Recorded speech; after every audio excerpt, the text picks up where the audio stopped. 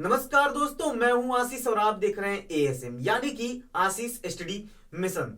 तो दोस्तों, आज जिस सब्जेक्ट को हम शुरू करने वाले हैं वो है हिस्ट्री यानी कि इतिहास। ये दोस्तों हमारा फर्स्ट लेक्चर होगा इतिहास के लिए और इसमें हम समझेंगे कि इतिहास का परिचय यानी कि इंट्रोडक्शन ऑफ हिस्ट्री, यानी कि इतिहास की परिभाषा, इतिहास के जनक, भारतीय इतिहास के जनक, लिपियों के अनुसार इतिहास के कितने प्रकार हैं और भारत में इतिहास को कितने प्रकार में पढ़ा जाता है। तो दोस्तों, आज हम इतिहास के इंट्रोडक्शन को डिस्कस करेंगे, क्योंकि इतिहास शुरू करने से पहले हमें यह पता होना बहुत ज्यादा जरूरी है कि इतिहास के बारे में, इतिहास की परिभाषा क्या है, इतिहास के प्रकार क्या है और इतिहास के जनक और भारतीय इतिहास के जनक के रूप में किसे जाना जाता है।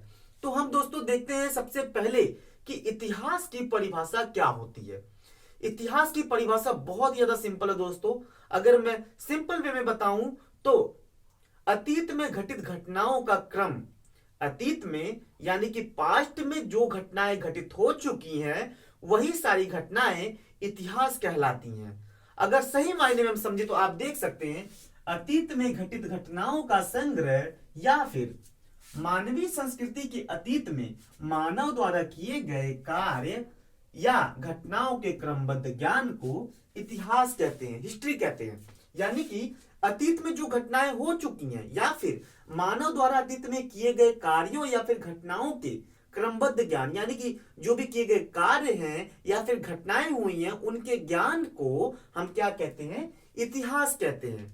दोस्तों, इतिहास जो है वो दो शब्दों से मिलकर बना है। ये दो शब्द हैं, इति प्लस हास। इतिहास दो शब्दों से मिलकर बना है। ये दो शब्द हैं इति प्लस हास। और इति का मतलब होता है ऐसा, हास का मतलब होता है कि घटित हो चुका है, यानी कि ऐसा घटित हो चुका है। तो दोस्तों, यहां पे एक पॉइंट हमने क्लियर किया कि इतिहास की परिभाषा क्या होती है, यानी कि अतीत में घटित घटनाओं का संग्रह या फिर मानवीय संस्कृति के अतीत में मानव द्वारा जो किए गए कार्य हैं उन्हीं सब के क्रमबद्ध ज्ञान को, यानी पास्ट में जो भी कार्य किए गए हैं, घटनाएं घटित हो चुकी हैं, वही सारी चीजें क्या कहलाती हैं, हमारा इतिहास कहलाती हैं। तो दोस्तों, ये वन पॉइंट है। अब दूसरी चीज हम समझेंगे कि इतिहास के जनक कौन है। इतिहास के जनक हम समझते हैं दोस्तों, और ये दो वर्ड से मिलकर बना है, इति प्लस हास, यानी कि ऐसा हो चुका है, ऐसा घटित हो चुका है। दोस्तों, अगर वीडियो आपको अच्छी लगे तो प्लीज वीडियो को लाइक करें, चैनल को सब्सक्राइब करें, वीडियो को आप शेयर करें। तो दोस्तों, आइए देखते हैं कि इतिहास के जनक किसे कहा, इतिहास का जनक कौन है। तो दोस्तों, पहले मैं बताता हूं कि इतिहास का जनक किसे माना जाता है। सर्वप्रथम हिस्ट्री शब्द, यानी कि जो हिस्ट्री जो वर्ड है, सर्वप्रथम हिस्ट्री वर्ड यानी हिस्ट्री शब्द का प्रयोग हेरोडोटस यानी कि ग्रीक के एक इतिहासकार थे। ग्रीक के इतिहासकार हेरोडोटस ने अपनी पुस्तक हिस्टोरिका में किया। हिस्ट्री शब्द का सर्वप्रथम प्रयोग हेरोडोटस, जो कि ग्रीक के एक इतिहासकार थे, इन्होंने अपनी पुस्तक हिस्टोरिका में किया, जिसकी वजह से अब इतिहास का पिता हेरोडोटस को कहा जाने लगा। यानी इतिहास के जनक, फादर ऑफ हिस्ट्री आदि नामों से हेरोडोटस को जाना जाने लगा। दोस्तों, देखते हैं हिस्ट्री शब्द का सर्वप्रथम प्रयोग, हिस्ट्री शब्द का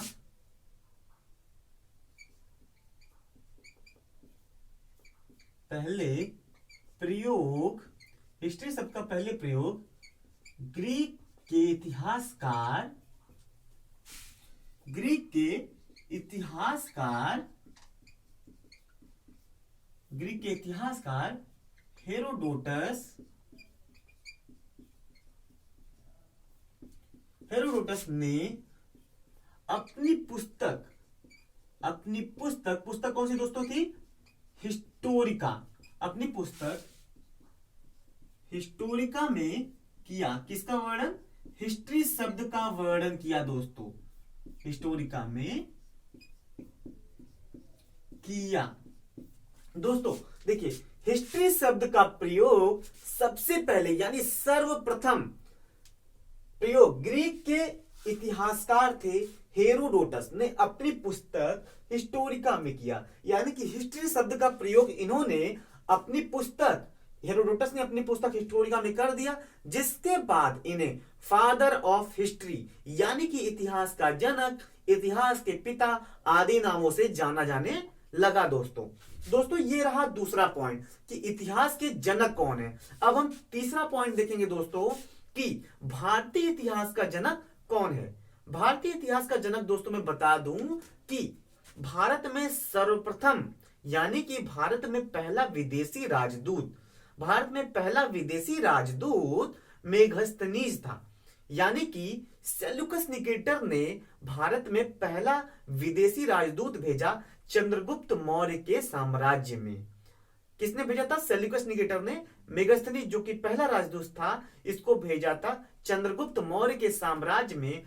उसने हमारे पूरे भारतवर्ष के ऊपर, पाटलिपुत्र में ज्यादातर वो रहा है, और भारतवर्ष के ऊपर उसने एक बुक लिखी जिसको उसने नाम दिया इंडिका, जिसमें भारत के बारे में लिखा हुआ था, भारत का परिचय लिखा हुआ था, भारत का इतिहास लिखा हुआ था, सब कुछ लिखा हुआ था। जिसकी वजह से इसी यानी कि उसने भारत के बारे में एक बुक लिखी जो कि था प्रथम विदेशी राजदूत मेगस्थनीज। इसी कारणवश उसे हमारे भारतीय इतिहास का जनक यानी फादर ऑफ इंडियन हिस्ट्री के नाम से उसको हमने जाना लगा। ठीक है दोस्तों, देखते हैं उसकी परिभाषा। देखते दोस्तों कि भारतीय इतिहास का जनक था कि भारत में पहला विदेशी राजदूत। दोस्तों आप लोग साथ में नोट करते चाहिए, जिसको नोटबुक बनानी है। विदेशी राजदूत, भारत में पहला विदेशी राजदूत मेगस्थनीज भारत में पहला विदेशी राजदूत मेगस्थनीज था, जो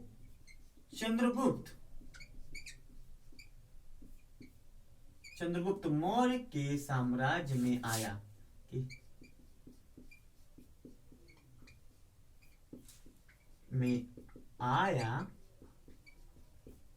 तथा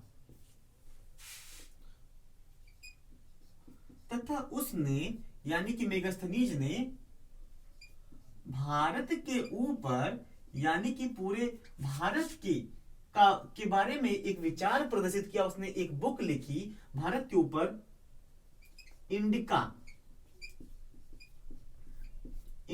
नामक बुक का निर्माण किया। दोस्तों देखिए, मैंने बताया कि फादर ऑफ इंडियन हिस्ट्री यानी कि भारत में पहला विदेशी राजदूत था मेगस्थनीज, जिसको भेजा था सेल्यूकस निकेटर ने। किसके साम्राज्य में? चंद्रगुप्त मौर्य के साम्राज्य में। और उसने यहां पे भारत के ऊपर भारत के बारे में एक पुस्तक लिखी जिसका नाम था इंडिका, जिसकी वजह से माना जाता है कि भारत की जो यानी कि भारतीय इतिहास का जनक या फिर भारतीय इतिहास का पिता मेगस्थनीज था, क्योंकि इसने ये बुक लिखी। तो दोस्तों हमने यहाँ पे 3 पॉइंट कवर किया है, परिभाषा, इतिहास का जनक और भारतीय इतिहास का जनक। अब चौथा जो पॉइंट देखेंगे दोस्तों, हम वो देखेंगे कि जो हमारा था कि लिपियों के आधार पे इतिहास कितने प्रकार में वर्गीकृत है। तो हम देखते हैं दोस्तों ये चौथा पॉइंट अपना, और ये पॉइंट जो है ये बहुत ही ज्यादा इंपॉर्टेंट होने वाला है दोस्तों। तो आप सही से समझे इस पॉइंट को। आइए देखते हैं इस पॉइंट को दोस्तों। लिपियों के आधार पे जो 3 पार्ट में बांटा गया है, वो 3 पार्ट कुछ इस तरह से हैं: प्रागैतिहासिक काल, आद्य ऐतिहासिक काल और तीसरा है इतिहास। देखिए दोस्तों, लिपियों के आधार पे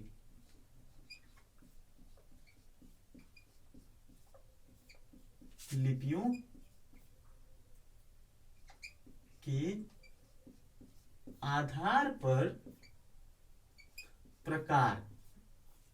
पहला हो जाएगा प्रागैतिहासिक। पहला क्या हो जाएगा दोस्तों? प्रागैतिहासिक। दूसरा हो जाएगा आद्य ऐतिहासिक। आद्य ऐतिहासिक। और तीसरा पॉइंट जो हो जाएगा वो हम ऐतिहासिक या इतिहास। ऐतिहासिक, आप दोनों पॉइंट लिख लीजिए, ऐतिहासिक या फिर इतिहास, दोनों नामों से ये जाना जाता है। देखिए दोस्तों, ये चौथा पॉइंट हम पढ़ रहे हैं, लिपियों के आधार पर प्रकार, यानी कि लिपियों के आधार पे इसको यानी कि इतिहास को कितने पार्ट में डिवाइड किया गया है? 3 पार्ट में, प्रागैतिहासिक, आद्य ऐतिहासिक और ऐतिहासिक यानी कि इतिहास।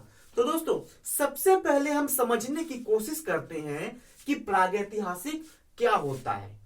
प्रागैतिहासिक यानी कि ऐसा टाइम पीरियड जिसके बारे में कोई लिखित साक्ष्य ही उपलब्ध नहीं है, ऐसे टाइम पीरियड को हम क्या कहते हैं? प्रागैतिहासिक काल कहते हैं। एक बार फिर से समझ लीजिए कि ऐसा टाइम पीरियड जिसमें मनुष्यों का कोई लिखित साक्ष्य ही उपलब्ध नहीं है, यानी कि ऐसा टाइम पीरियड जिसमें मनुष्य का कोई लिखित साक्ष्य नहीं है, वह किसमें आता है? वो प्रागैतिहासिक काल में आता है।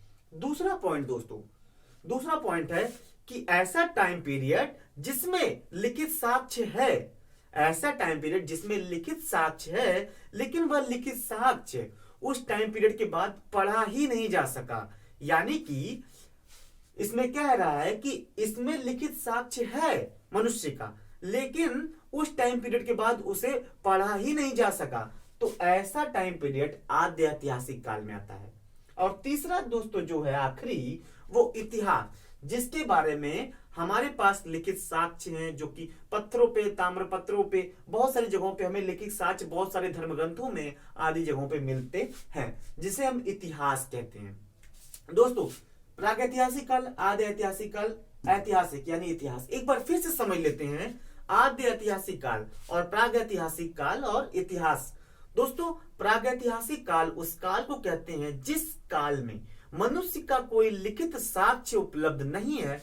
प्रागैतिहासिक काल ऐसा काल जिसमें लिखित साक्ष्य उपलब्ध हैं, लेकिन उस टाइम पीरियड के बाद उस साक्ष्य को पढ़ा ही नहीं जा सका, लिखित साक्ष्य को पढ़ा ही नहीं जा सका, वो आता है आद्य ऐतिहासिक काल। और ऐतिहासिक यानी कि लिखित साक्ष्य भी है, उसे पढ़ा भी गया और समझा भी गया कि इतिहास क्या है, वो इतिहास के साथ आते हैं। ये 3 टाइप हो गए लिपियों के आधार पे इतिहास के प्रकार के। तो और तीनों की हमने डिफिनेशन भी देख ली बहुत आसान शब्दों में।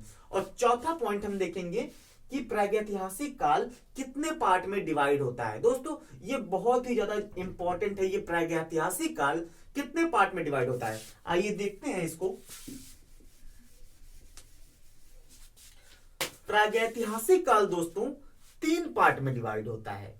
प्रागैतिहासिक काल 3 पार्ट में डिवाइड हो जाता है। वो 3 पार्ट हैं, पूरा पाषाण, मध्य पाषाण, नव पाषाण। आइए देखते हैं दोस्तों। इसका पहला है पूरा पाषाण,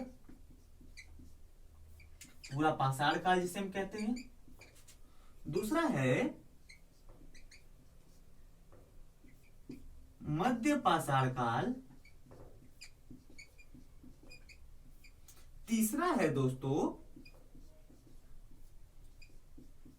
नव पाषाण काल। देखिए दोस्तों, मैं बहुत ही सिंपल वे में पढ़ा रहा हूं, और चाहे आप किसी भी एग्जाम्स की तैयारी कर रहे हो, यही सारे पॉइंट उसमें पूछे जाते हैं। तो आप बहुत ही क्लियरली इसको पढ़ें। देखिए, प्रागैतिहासिक काल 3 पार्ट में डिवाइड हो जाता है, पूरा पाषाण, मध्य पाषाण, नव पाषाण। अब ये पूरा पाषाण का टाइम पीरियड क्या था, हम ये देख लेते हैं। ये था यानी कि स्टार्टिंग से, जब से स्टार्ट हुआ है इतिहास, ठीक है, प्रारंभ से कब तक? 10,000 ईसा पूर्व तक, ठीक है।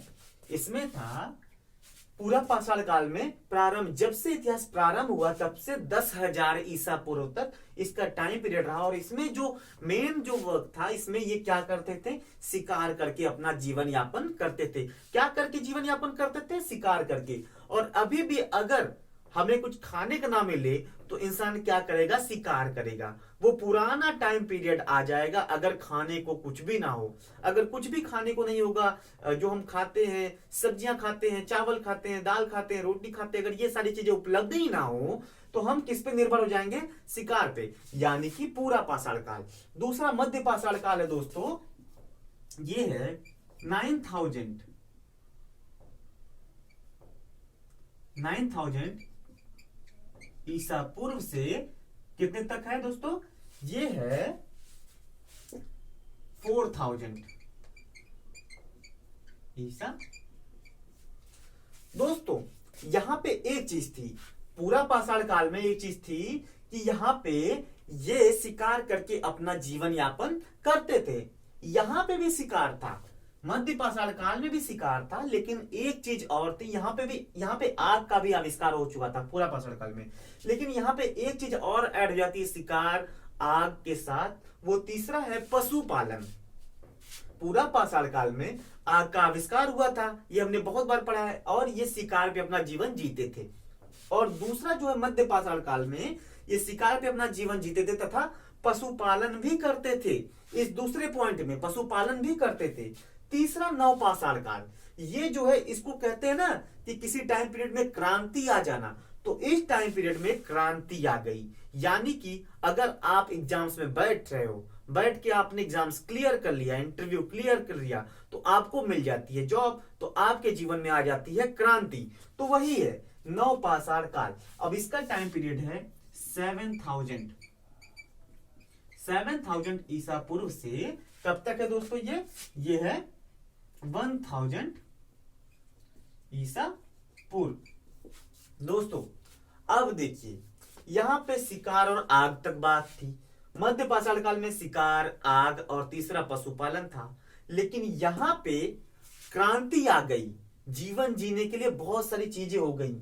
नवपाषाण काल में आग का आविष्कार पहले हो चुका था, शिकार ये पहले करते थे, पशुपालन यहां से शुरू कर दिया था मध्य पाषाण काल से, लेकिन नवपाषाण काल में ये तीनों था ही। पहिए का आविष्कार हो गया, ये मकान का आविष्कार करने लगे, और सबसे बड़ी चीज की कृषि होने लगी, गेहूं और जौ का उपार्जन होने लगा दोस्तों। यानी कि शिकार, दूसरे में पशुपालन शिकार के साथ जुड़ गया, तीसरे में शिकार पशुपालन, पहिए का आविष्कार तथा कृषि होने लगी। अब ध्यान से एक बार फिर से समझिए दोस्तों, प्रागैतिहासिक काल में को 3 पार्ट में डिवाइड किया गया है, पूरा पाषाण, मध्य पाषाण, नवपाषाण काल। अब पूरा पाषाण काल का टाइम पीरियड स्टार्टिंग से यानी प्रारंभ से लेकर 10,000 ईसा पूर्व, शिकार पे अपना जीवन जीते थे, आग जलाते थे पत्थरों से। ये नहीं हमने कहानियां पढ़ी, पुरानी कहानियां, जब हम इतिहास में पढ़ते, जब छोटे से थे तो हमने पढ़ते थे कि लोग आदिवासी यानी आदि मानव जो पहले के लोग थे वो क्या करते थे, उनके पास जलाने के लिए कुछ नहीं था तो वो पत्थरों को घिस कर आग जलाया करते थे, शिकार करते थे, आग जला के उसको पकाते थे, फिर उसको खा जाते थे, या फिर कच्चा भी खाते थे वो लोग। तो दूसरा दोस्तों मध्य पाषाण काल 9,000 ईसा पूर्व यानी 9,000 ईसा पूर्व से 4,000 ईसा पूर्व इसका टाइम पीरियड था, और इसमें शिकार के साथ साथ यहाँ पे इन्होंने पशुपालन शुरू कर दिया, इन्होंने पशुओं को पालना शुरू कर दिया। सबसे पहला इतिहास में जो पशु पाला गया वो कुत्ता था, और उसके बाद पशुपालन में बहुत सारी चीजें शुरुआत हो गई जिसको पाला गया। तीसरी चीज नवपाषाण काल, तीसरा पॉइंट है नवपाषाण काल, यानी कि यहां के बाद इस तीसरे पॉइंट में यहां पे आ गई क्रांति, यानी कि इन्होंने शिकार, पशुपालन, कृषि शुरू की और पहिए का आविष्कार हो गया, यानी कि अब गाड़ियां चलेंगी। पहिए का आविष्कार हो गया तो गाड़ियों के बारे में लोग पशुपालन पहले से करते थे, तो पहिए के साथ उन्होंने पशु को जोड़ दिया, वो गाड़ियां चलने लगी, ये हो गई ना क्रांति। इसी तरह से तो क्रांति शुरू होती है। तो दोस्तों प्रागैतिहासिक काल के ये 3 पार्ट थे। आद्य ऐतिहासिक काल का साक्ष्य जो है हम एक उदाहरण के तौर पे समझ सकते हैं, जैसा हमने पढ़ा ना कि आद्य ऐतिहासिक काल में लिखित साक्ष्य तो मिले हैं, लिखित साक्ष्य मिले हैं, लेकिन उसको उस टाइम पीरियड के बाद पढ़ा ही नहीं जा सका। और प्रागैतिहासिक काल में क्या था, प्रागैतिहासिक काल में था कि कोई लिखित साक्ष्य उपलब्ध नहीं है, ये यही टाइम पीरियड है, इसमें कोई लिखित साक्ष्य मतलब यहाँ पे वर्णित मिले नहीं है। लिखित साक्ष्य ऐतिहासिक काल में मिले हैं, लेकिन उस टाइम के बाद उसको पढ़ा नहीं गया। अब हम तीसरा पॉइंट समझेंगे दोस्तों, इतिहास।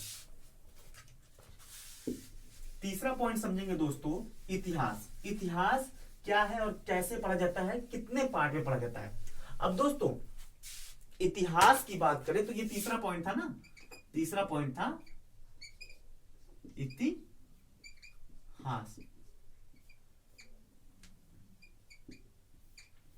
इतिहास को दोस्तों हमारे भारत में, यानी भारत के इतिहास को हम 3 पार्ट में पढ़ते हैं। वो 3 पार्ट कौन से हैं?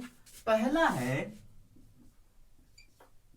प्राचीन इतिहास, यानी कि एंशियंट इंडिया, या फिर एंशियंट हिस्ट्री बोल लें, प्राचीन इतिहास। दूसरा है दोस्तों मध्यकालीन इतिहास, दूसरा है मध्यकालीन इतिहास, और तीसरा है वर्तमान इतिहास, यानी कि इस समय जो चल रहा है वह वर्तमान में आता है। अब इतिहास दोस्तों, हम इन्हीं इतिहासों को पढ़ते हैं सब्जेक्ट वाइज। हम प्राचीन यानी एंशियंट इंडिया, मध्यकालीन यानी मिडवल इंडिया, और ये पढ़ते हैं हम लोग मॉडर्न इंडिया यानी वर्तमान इतिहास। इसको हम 3 पार्ट में पढ़ते हैं। अब इन्हीं 3 पार्ट से बहुत ज्यादा क्वेश्चंस हमारे लिए बनते हैं। तो दोस्तों प्राचीन इतिहास का टाइम पीरियड अगर हम देखें तो बहुत लोगों का मानना है कि ये यहीं से शुरू हो जाता है 2500 से, 2500 ईसा पूर्व से, यानी कि जब शुरू हुआ था क्या कि सिंधु सभ्यता, हमारी हड़प्पा सभ्यता, सिंधु सभ्यता शुरू हुई थी, तब से माना जाता है कि ये तब से है 750 ईसा पूर्व तक। यानी कि जब यहाँ पे बाहर से लोगों का आक्रमण होने लगता है, अरबियों का, तुर्कियों का आक्रमण होने लगता है, तब तक रहता है। ठीक है, मध्यकालीन का समझ ले तो ये 750 से लेके होता है 750 से लेके ये होता है जब 1757 या फिर 1764 में जो बक्सर का युद्ध होता है, जब वो पूरी तरह से कब्जा कर लेते हैं, तब तक। इसके बीच में जो हमारे इतिहासकार हैं उनके बीच में मतभेद है। कई इतिहासकार मानते हैं कि जो यानी कि हमारा जो मॉडर्न इंडिया की शुरुआत है वो 1757 है, यानी कि सिराजुद्दौला से जो युद्ध हुआ था वो है। लेकिन बहुत सारे इतिहासकार का मानना है कि 1764 में जब उन्होंने बक्सर का युद्ध जीत लिया तब से है। दोस्तों हम देख लेते हैं, यहाँ पे हम मान लेते हैं 1757 ईसा पूर्व, और ये देख लीजिए अब 1757 से लेके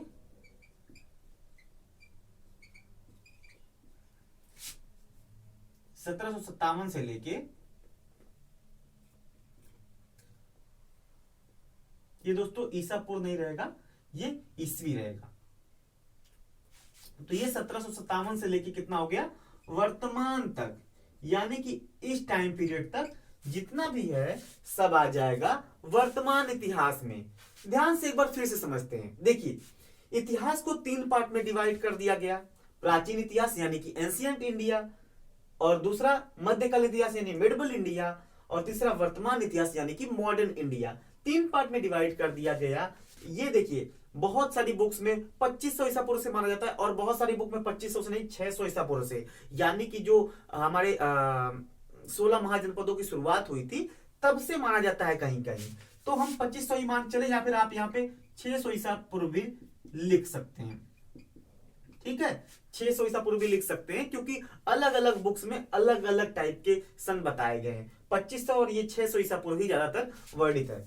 तो दोस्तों पहला हो गया ये, दूसरा यानी कि ये जो मिडवल इंडिया का टाइम पीरियड हो गया 750 से लेके ये हो गया कब तक 1757।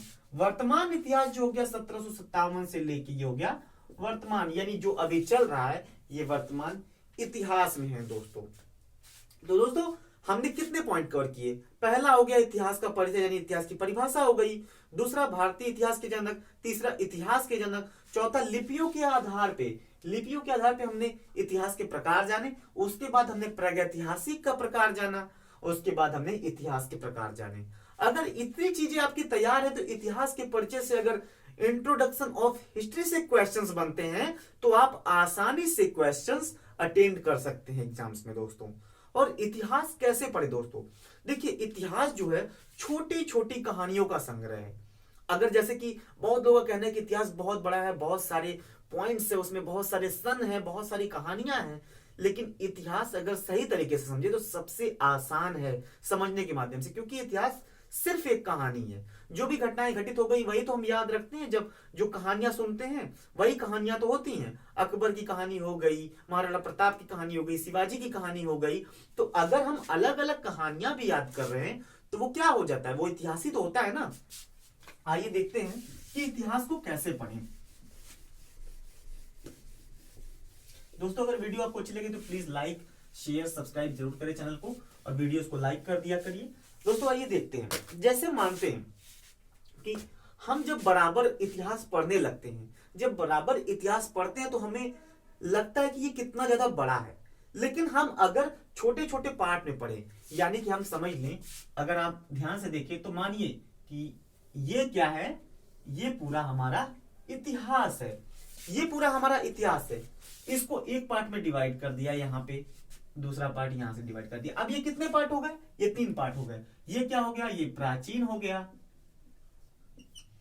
ये क्या हो गया? ये मध्यकालीन हो गया।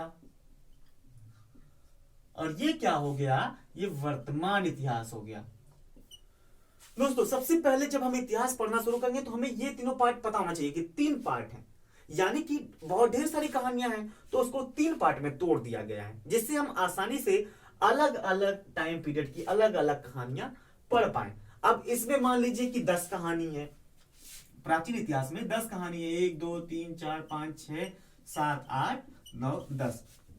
ये आपके समझने के लिए दोस्तों, यानी कि इसमें 10 कहानियां हैं टोटल, इसमें 6 ही कहानियां हैं, 1 2 3 4 5 6। इसमें 6 कहानियां हैं, इसमें मान लीजिए 8 कहानियां हैं, और अभी कहानी इसकी चली रही है।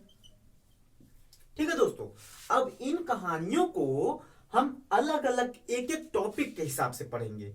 अब इन कहानियों को हम एक एक टॉपिक के हिसाब से पढ़ेंगे और कहानी के माध्यम से पढ़ेंगे। जो हमारे अगले लेक्चर्स आएंगे वो हम कहानी के माध्यम से पढ़ेंगे, एक एक पॉइंट उठा के, एक एक टॉपिक उठा के उसमें समझने की कोशिश करेंगे कि उसमें क्या क्या है। अगर एक कहानी के माध्यम से हम इतिहास को समझेंगे तो बहुत आसानी से हम इतिहास को कवर कर लेंगे।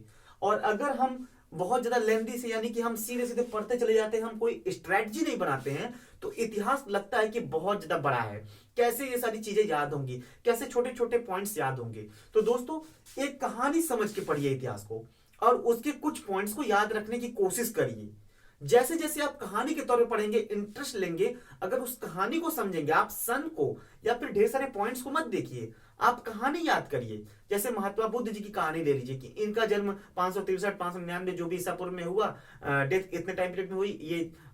ये बाहर गए तो उन्होंने कुछ दर्शन देखे, तो उसमें उन्होंने सोचा कि वो ब्रह्मचर्य का जीवन व्यतीत करेंगे। उन्होंने घर का त्याग कर दिया, जिसे महाविनिष्क्रमण कहा जाता है। उसके बाद वो गए वैशाली के अलार कलाम तथा राजगीर के रुद्रक रामपुत्र से उन्होंने दीक्षा शिक्षा ग्रहण की, 12 वर्षों की कठिन तपस्या की। उसके बाद उनको नदी के किनारे पीपल के पेड़ के नीचे ज्ञान की प्राप्ति हुई, बुद्ध जी कहलाए। इसी प्रकार से दोस्तों, इसी प्रकार से सारी चीजें हमें बस एक स्ट्रक्चर वे में पढ़नी है। एक कहानी को पढ़ना है, जब एक कहानी को सही से पढ़ेंगे तो सन भी याद हो जाएगा, लेकिन एक कहानी को कहानी की तरह पढ़िए जिससे आपको ये लगे कि हाँ, आपका इंटरेस्ट वहां पे जागृत हो रहा है। अगर आपकी अभिरुचि जागृत होगी तो इतिहास पढ़ने में वहां पे बहुत ज्यादा आसानी हो जाएगी दोस्तों। तो दोस्तों, आप देख रहे हैं कि हमने कुछ पॉइंट्स डिस्कस किए, जिसमें इंट्रोडक्शन ऑफ हिस्ट्री था, यानी इतिहास का परिचय था। और अगर आप आसानी से चाहें तो इसको बहुत आसानी से समझ सकते हैं। वीडियो को देखिए, और जो भी मैंने नोट डाउन किया है, आप चाहे तो वीडियो जो मैं समझा रहा हूं उससे समझ सकते हैं, या फिर मैंने नोट डाउन भी कर दिया था, आप उससे नोट भी कर सकते हैं दोस्तों।